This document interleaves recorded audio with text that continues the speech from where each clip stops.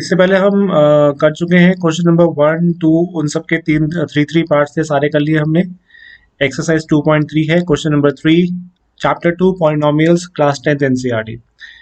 और इसके अलावा हमने एक्सरसाइज 2.1, 2.2 सारे एग्जांपल्स हम लोग कर चुके हैं। उन सब का जो वीडियो का लिंक है नीचे डिस्क्रिप्शन बॉक्स में दिया हुआ है, आप जाके पूरी प्लेलिस्ट चेक कर सकते हैं।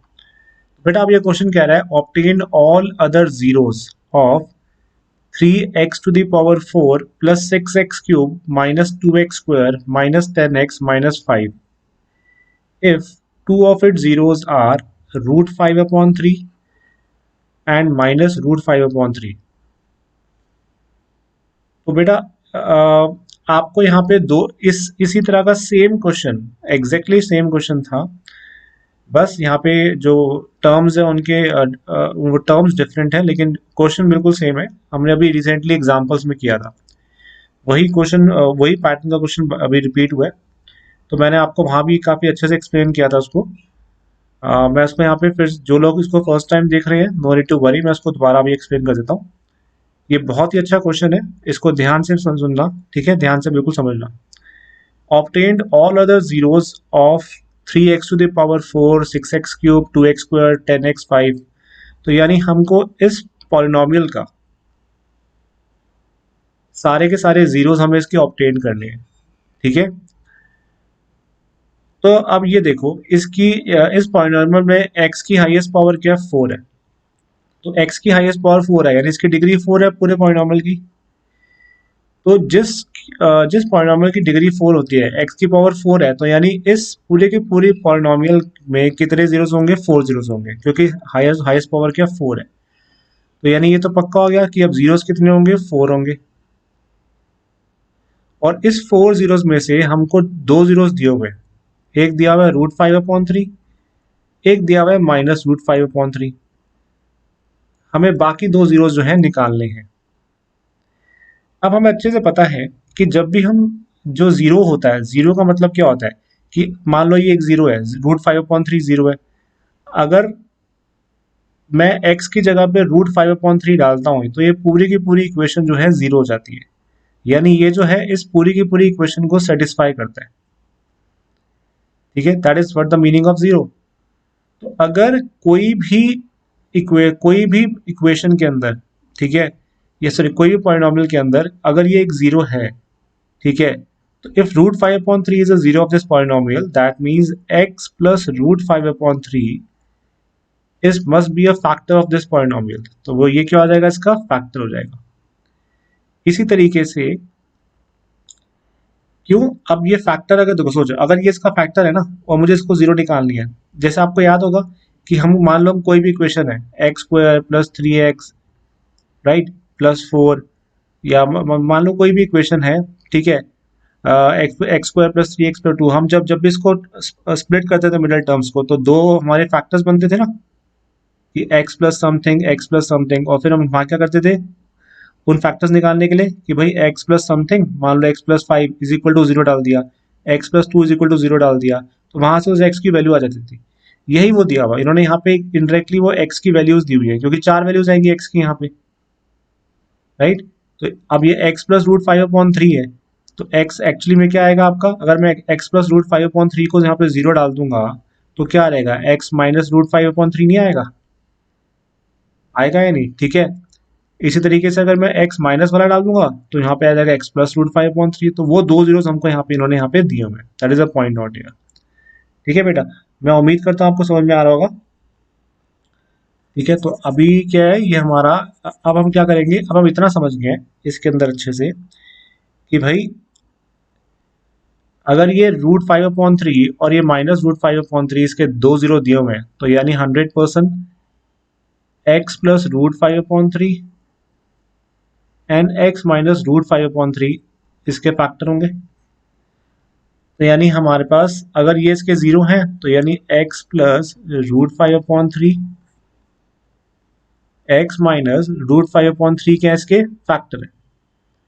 और उसके अलावा दो और फैक्टर्स होंगे, क्योंकि दो और जीरोस हैं, तो मान लो वो एक है x + a और एक है x + b, मान लेते हैं। हमें इनकी एक्चुअली में वैल्यू निकालनी है x + a और x + b वाले की, यानी मुझे a और b निकालना है, सिंपल सी बात है। क्योंकि इस पॉलिनोमियल में जीरोस कितने होंगे, 4 होंगे। ठीक है, तो यानी इंडायरेक्टली ये 4 फैक्टर्स बनेंगे ऐसे। ठीक है, बनेंगे कि नहीं? अच्छा, अब हमें क्या करना है बेटा, अब एक पॉइंट समझो जरा ध्यान से। एक मैं आपको एक एग्जांपल के थ्रू बताता हूँ इसको। ठीक है, मान लो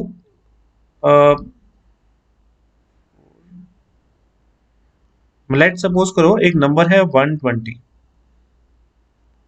राइट। चलो मैं इसको ब्रेक करता हूँ। 2 × 3 × 4 × 5, 2 3 जा 6, 6 4 जा 24, 24 5 जा 120। मान लो ये 120 नंबर है। ठीक है, कंपेयर करना पॉलिनोमियल फॉर्म से। मैंने यहाँ पॉलिनोमियल की जगह 120 ले लिया पूरा। ठीक है, मुझे मालूम था कि इस 120 के 4 फैक्टर्स हैं, 2 3 4 एंड 5। फैक्टर्स तो उसके बहुत सारे हैं, लेकिन मैं अभी आपको सिर्फ एग्जांपल बता रहा हूँ कि मैं 4 मान के चल रहा हूँ सपोज को। अब मान लो इन चारों में से मुझे 2 नहीं बताते, अभी फिलहाल ब्लैंक था मैं इसके लिए। ये तो इसकी जगह मैंने लिख लिया a इंटू बी। क्या लिख लिया? a into B. ऐसे ही मुझे यहाँ पे से 2 पता है, x plus root 5/3, x minus root 5/3, x plus B नहीं पता, और इन चारों में मल्टीप्लिकेशन का साइन है। ठीक है, तो मैंने इसको ए, जिनका नहीं पता मैंने इसको a इंटू बी मान लिया। ठीक है, अब जरा ध्यान से देखो, तो मुझे पता है 2 फैक्टर है 120 का, 3 भी फैक्टर है 120 का। ऐसे ही x प्लस रूट 5/3 वाला जो है ना, ठीक है, यहाँ पे रूट 5/3 भी उसका फैक्टर हो गया, ये भी इसका फैक्टर हो गया। तो मुझे बाकी 2 फैक्टर नहीं पता, वो मुझे निकालने हैं। सिंपल सी बात है, बाकी 2 जीरोस क्या मुझे निकालने हैं। अच्छा, अब एक लॉजिक लगाना, अगर 2 और 3 फैक्टर है 120 का, तो 2 इंटू 3 अगर मैं मल्टीप्लाई करूंगा, ठीक है, देखो ये फैक्टर है तो यानी तो पक्की बात है प्रॉपर्ली डिवाइड होंगे इससे, है ना भाई। 2 भी डिवाइड हो रहा है, 3 भी डिवाइड हो रहा है 120 से। तो अगर 2 और 3 फैक्टर है 120 का, तो 2 इंटू 3 मल्टीप्लाई करूंगा 6, तो वो भी तो फैक्टर होगा 120 का, होगा या नहीं? क्लियर है, क्योंकि 6 भी 120 से क्या होगा, प्रॉपर डिवाइड होगा। ठीक है बेटा, तो मान लो अगर मैं इन दोनों को मल्टीप्लाई कर दिया तो 6 से डिवाइड किया तो फैक्टर बन गया, तो प्रॉपर मल्टीप्लाई किया। ठीक है, अब जरा इसको काटना, ये कितना आ जाएगा, 6 20 से 120 हो गया। इस 20 को ब्रेक करते हैं ए और बी वैल्यू निकालने के लिए। क्यों? क्योंकि ये तो इधर आ गई, तो यहाँ पे शिफ्ट हो गया ना 6 की जगह पे। तो इस 20 को ब्रेक करोगे तो क्या आ जाएगा, 4 इंटू 5 होगा, तो यानी ए और बी क्या आ गए, 4 5 आ गए। तो नोटिस किया मैंने क्या किया, पहले जो डिविडेंड था 120, उसको ये जो 2 फैक्टर्स दिए हुए थे इनको आपस में मल्टीप्लाई किया, मल्टीप्लाई करके कंबाइन फैक्टर आ गया। वो फैक्टर भी क्या इस डिविडेंड से डिवाइडेड था 120 से। इसको फिर मैं नीचे लेके आया, तो देखा कि हाँ ये इस डिविडेंड से प्रॉपर क्या था, डिवाइडेड था। फिर मैंने क्या किया, जो मेरा रिमेनिंग वैल्यू आया उसको मैंने, जो रिमेनिंग फैक्टर्स थे उसमें वो मेरे बाकी 2 फैक्टर वहां से अपने आप आ गए। Did you get my point? अब हम इसी को ऐसे कंपेयर करते हैं इस प्रॉपर पॉलिनोमियल से। मान लो यहाँ पे ये जो डिविडेंड जिसको हमको डिवाइड करना है वो ये नंबर है 3x4 6x³ माइनस, बिल्कुल यही नंबर है, क्योंकि इसी के हमको जीरोस निकालने हैं। ठीक है बेटा, इसे क्या करना है, हमको जीरोस निकालने हैं। अच्छा, अब जरा ध्यान से देखना। ठीक है, वही इसी एग्जांपल से कंपेयर करना, 2 3 a एंड b। यहाँ पे इंटरेक्टली ये 2 इसके फैक्टर्स नोन है, ये हमको पता नहीं है। अच्छा, अब x plus root 5/3, x minus root 5/3, अगर मैं इनको कंबाइन कर दूंगा तो क्या रहेगा, तो देखो ये आपकी a प्लस बी की फॉर्म होती है और ये होती है a माइनस बी वाली फॉर्म। तो ये क्या हो जाता है, a square minus B square नहीं होता, तो ये हो जाएगा एक्स स्क्वायर माइनस, ठीक है, ये हो जाएगा आपका एक्स स्क्वायर हो जाएगा। और बताओ सारे के सारे क्या होगा, एक्स स्क्वायर माइनस क्या होगा, तो रूट 5/3 का स्क्वायर है ना। ठीक है ना, ये a स्क्वायर हो गया, ठीक है, ये रूट 5/3 का स्क्वायर हो गया। ठीक है, अब मैं उम्मीद करता हूँ आपको समझ में आ रहा होगा।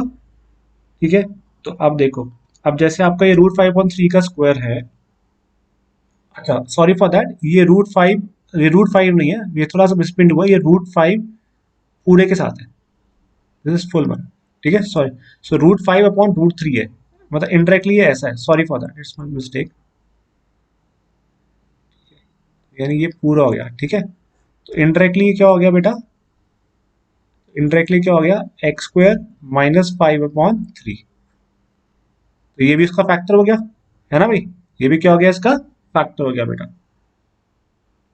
ठीक है, अब ये फैक्टर हमको नोन है, ये क्या हमको नोन है, तो मैं क्या करूंगा, इसी फैक्टर को इस डिविडेंड से डिवाइड कर दूंगा।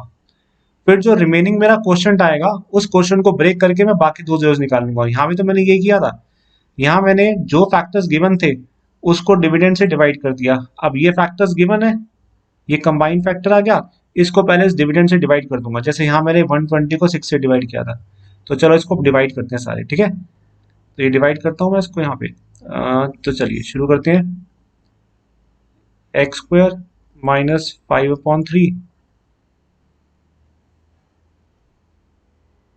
3x to the power 4 plus 6x cube minus 2x square minus 5। अब डिवाइड करने के लिए मैंने आपको एक बड़ा ही अच्छा तरीका बताया था, ठीक है। अब आपको कैसे पता कि आपके क्वेश्चन की फर्स्ट फॉर्म क्या आएगी, कि फर्स्ट नंबर क्या आएगा क्वेश्चन के अंदर, ठीक है। अच्छा, अब बेटा आप मेरे से एक सवाल कर सकते थे कि सर एक बात बताओ, आपने इसको आपस में कंबाइन करने की जरूरत क्या पड़ी? हम तो अकेले भी इसको डिवाइड कर सकते थे। बिल्कुल सही बात है, हम चाहते हैं एक फैक्टर से भी डिवाइड कर सकते थे, बट उसमें होता क्या, फिर वो यहाँ पे आता खाली x प्लस √5/√3, और ये था 3x टू द पावर 4। फिर होता क्या है, जब मैं x, ये x है, अब यहाँ पे x टू द पावर 4 है, तो मेरा क्वेश्चन शुरू किससे होता है, x to the power cube से होता है, क्योंकि मुझे उसके इसके बराबर करना था काटने के लिए। तो x to the power cube से शुरू होता। अब फिर मैं मेरी फिर ऊपर क्या आता, मेरा क्वेश्चन में क्यूबिक पॉलिनोमियल आता। फिर मैं क्यूबिक को ब्रेक करता बाकी जीरोस निकालने के लिए। अब क्यूबिक को मैं ब्रेक करूंगा तो it will consume me more time. तो इससे बेटर क्या है कि मैंने इसे कंबाइन कर लिया, तो ये स्क्वायर बन गया। अब मुझे पता है अंदर x टू द पावर 4 है, इसको बराबर करने के लिए मुझे स्क्वायर से मल्टीप्लाई करना पड़ेगा। तो स्क्वायर में यानी जो मेरा जो ऊपर क्वेश्चन आएगा वो स्क्वायर वाले पॉलिनोमियल की फॉर्म में आएगा, और स्क्वायर वाले को ब्रेक करना आसान है मेरे लिए, splitting the middle term method, ठीक है। इसलिए मैंने क्या किया था, इसको यहाँ पे कंबाइन किया था, that is the reason out, ठीक है बेटा।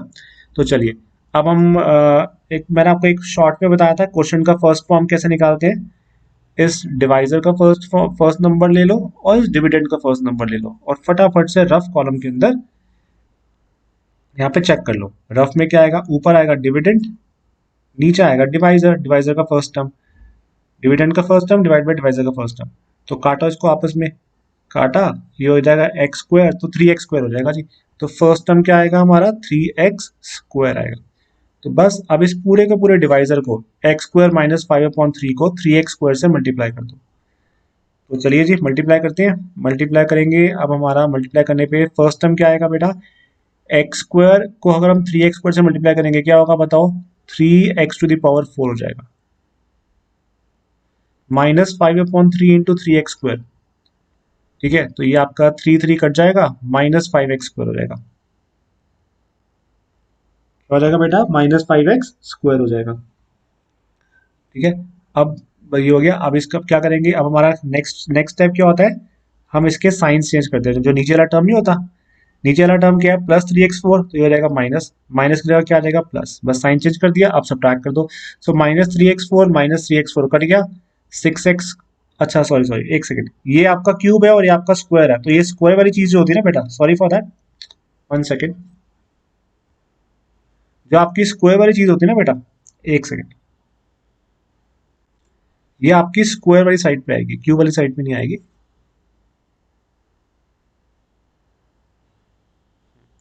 ये हमारी क्या कहाँ पे आती है, इधर आती है, तो इधर आएगी -5x स्क्वायर, तो ये प्लस हो जाएगा, ठीक है बेटा। तो this is the point out here. तो ये हो गया, ठीक है। अब हम क्या करेंगे, सब्ट्रैक्ट करेंगे, ये कट गया पूरा का पूरा। अच्छा, अब ये बीच में क्या है, ये खाली गैप है। आप चाहो तो यहाँ पे 0 × x³ लिख सकते हो, नहीं भी करोगे तब भी कोई इशू नहीं है, चाहो तो ऐसे आप लिख सकते हो, ठीक है। बाय कन्वेंशन ये ठीक माना जाता है, ठीक है। सो 0 × x³ हो गया, क्योंकि वो रहेगा तो जीरो ही ना, जीरो किसी भी नंबर से, जीरो को किसी भी टर्म से मल्टीप्लाई करोगे जीरो रहेगा, राइट। अच्छा, अब ये तो एज इट इज आ जाएगा हमारा, क्योंकि जीरो था तो 6x³ की जगह 6x³ भी आएगा। अब ये -2x² है प्लस 5x² है, तो कितना आ जाएगा बेटा, प्लस 3x² -5, ठीक है। -5 हो गया आपका, क्या, okay okay okay, one more mistake, sorry for that, इसको हमने उतारने में गलती कर दी यहाँ पे यार, ठीक है। 1 सेकेंड, ये आपका -10x भी तो आएगा, सॉरी फॉर दिस। सो ये आपका हो गया जी -10x और ये हो गया आपका -5। ठीक है, कोई नहीं, अभी सही कर देते हैं सारा का सारा, एक सेकेंड हो बस।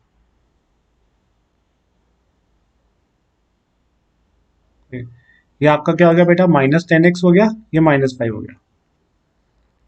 अच्छा, अब तो ये हमारी इक्वेशन बन गई बच्चे। ठीक है, अब हम क्या करेंगे, हम देखते हैं कि हमारा नेक्स्ट टर्म क्या आएगा क्वेश्चन के अंदर। तो फटाफट से वही ट्रिक अप्लाई करते हैं शॉर्टकट में।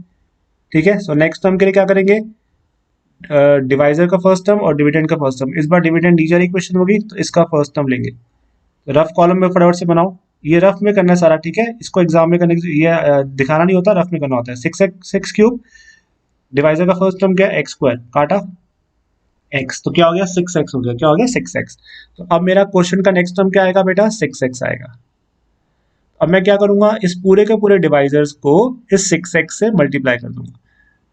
तो पहला करते हैं x² इंटू 6x, तो कितना हो जाएगा जी, 6x³ कितना होगा, 6x³ -5/3 इंटू 6x, तो बताओ जी कितना होगा, बताओ सारे। ये 3 से 3 कटेगा, ये हो जाएगा 2 -5 -10x हो जाएगा, कितना हो जाएगा -10x, तो ये हो जाएगा -10 ठीक है जी। अब बीच वाला टर्म खाली है, मैं चाहूं तो यहाँ पे 0 इंटू x² लिख सकता हूँ, नहीं भी लिखूंगा तब भी कोई इशू नहीं है। ठीक है, अब हम क्या करेंगे, सब्ट्रैक्ट करने के लिए पहले सबसे पहले क्या करते हैं, यहाँ पे साइन को चेंज कर देते हैं। तो ये +6x³ है, ये हो जाएगा minus, because it is plus ना, ये क्या बन जाएगा माइनस, ये प्लस है, ये माइनस, ये माइनस है, और क्या बन जाएगा प्लस। तो ये 6x³ -6x³ तो कट ही गया। ये तो एज इट इज आ जाएगा नीचे 3x², क्योंकि 0 इंटू x² तो 0 ही होता है। -10x प्लस 10x भी कट गया, और ये क्या रह गया आपका -5 रह गया, क्या रह गया आपका -5 रह गया। ठीक है बेटा, मैं उम्मीद करता हूँ आपको समझ में आ रहा होगा, समझ में आ रहा होगा। चलिए अब हम देखते हैं कि इसका नेक्स्ट टर्म क्या होगा क्वेश्चन का। तो फिर से वही ट्रिक अप्लाई करते हैं जी फटाफट से, रफ में आ जाओ। इस बार क्या आएगा, डिवाइजर का फर्स्ट, डिविडेंड का फर्स्ट टर्म 3x² ऊपर की तरफ, नीचे की तरफ क्या आएगा, डिवाइजर का फर्स्ट टर्म वो क्या है x², x² से x² कट गया, तो क्या बचा 3 बचा, यानी +3 राइट।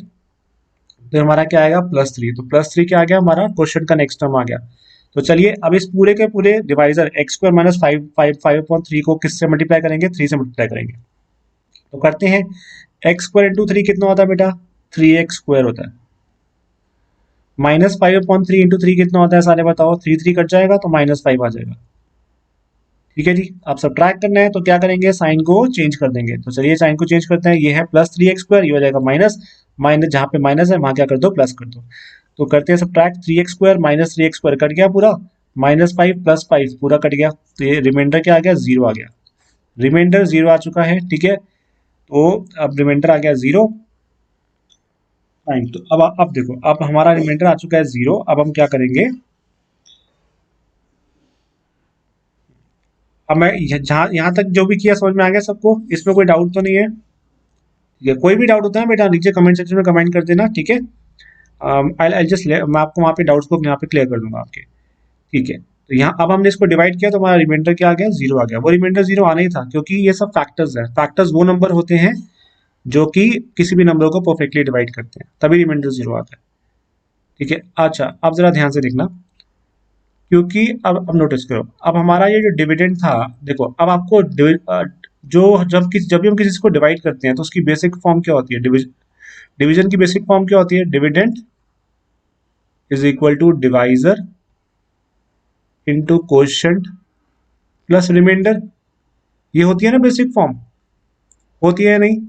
ठीक है, अच्छा डिविडेंड क्या है बेटा आपका यहाँ पे, 3x⁴ plus 6x³ -2x² -10x -5, ये डिविडेंड है। अच्छा डिवाइजर क्या आया था जी, डिवाइजर क्या है, x² -5/3 हो जाएगा, x² -5/3 इंटू कोशेंट। हाँ जी, क्वेश्चन क्या है बताओ सारे, 3x² + 6x + 3 आया ना।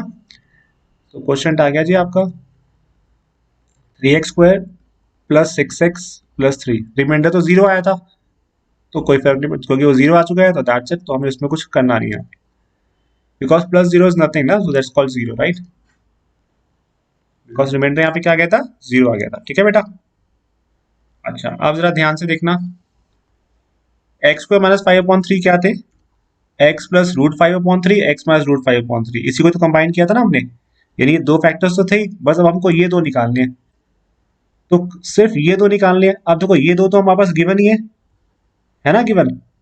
गिवन कैसे हैं, इसको मैं फर्दर वही चीज लिख लूं जो जो मुझे थी, एक्स प्लस रूट 5/3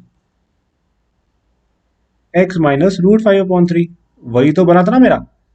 बस अब मेरे दो फैक्टर्स और आने बाकी हैं, तभी मेरे बाकी दो जीरोस आ पाएंगे। उसके लिए मैं क्या करूंगा, इसको मैं ब्रेक कर दूंगा, क्या कर दूंगा, ब्रेक। अच्छा आप चाहें, क्योंकि ये 3x² है, 6x है, 3 है, यहां से भी 3 कॉमन आ जाएगा, 3 क्या आ जाएगा, कॉमन आ जाएगा, तो 3 आप यहां से कॉमन ले लो पहले, ठीक है। तो अगर मैं यहां से 3 कॉमन ले लूंगा बेटा, तो ये देखो, तो फिर अंदर क्या रह जाएगा, सिर्फ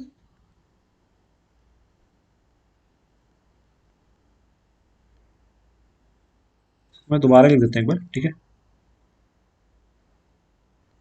अगर मैं ये 3 कॉमन ले लूंगा, ठीक है, तो मैं इस 3 को ना यहाँ पे लिख देता हूँ, ठीक है, ताकि कंफ्यूजन ना हो।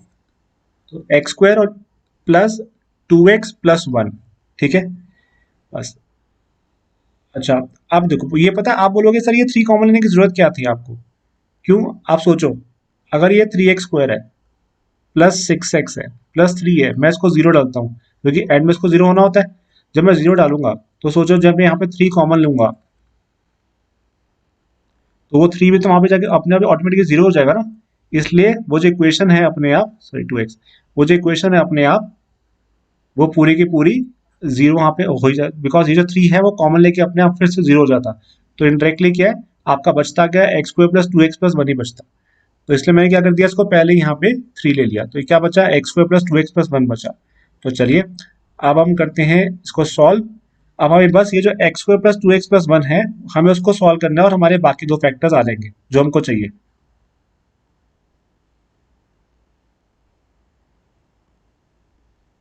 चलो अभी ब्रेक करो फटाफट से, splitting the middle term method. So आपका ये है a इंटू सी कितना है, 1 है, ठीक है। Splitting the middle term method में क्या करते हैं, a और c का प्रोडक्ट देखते हैं, वो कितना है, 1 है। मिड टर्म कितना है, 2 है। इस 2 को ऐसे ब्रेक करना है कि प्रोडक्ट क्या रहे, 1 रहे, बिल्कुल रहेगा जी। x² प्लस x कर दूं, अच्छा तो ये 1 रहेगा। तो चलिए अब मैं इसको फर्दर सॉल्व कर लेता हूँ, ठीक है। मैं इसको यहाँ पे दोबारा नहीं लिख रहा, यहाँ पे बस मैं नीचे ऐसा लिख रहा हूँ, राइट। मैं यहाँ पे इसको सॉल्व कर रहा हूँ, that is more important for me now. ये हो जाएगा, x लिया common, x plus 1 plus 1 x plus 1, further ये क्या आ गया, x प्लस 1 x प्लस 1, ठीक है बेटा। तो हमारे वो चार जो फैक्टर्स थे, चारों ही आ गए, x plus root 5/3 x minus root 5/3, ठीक है। ये 3 भी देखो, अब आप बोलोगे कि सर ये 3 कहाँ गया, मैं लिख देता हूँ 3 को यहाँ पे, कोई बात नहीं, लिख दिया।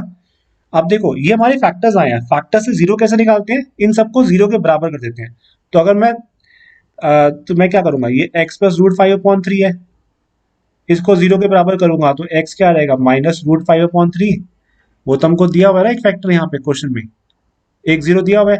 नेक्स्ट जीरो कैसे आएगा, x माइनस रूट 5/3, इसको जीरो कर दिया, तो x क्या आ गया, रूट 5/3 आ गया जी। नेक्स्ट क्वेश्चन क्या है जी, x प्लस 1 क्या है, जीरो, तो x क्या रहेगा, -1 आ जाएगा। x प्लस 1 क्या है, फिर से जीरो, अगेन x क्या रहेगा, -1 आ जाएगा, क्या रहेगा आपका, -1 आ जाएगा, ठीक है बेटा।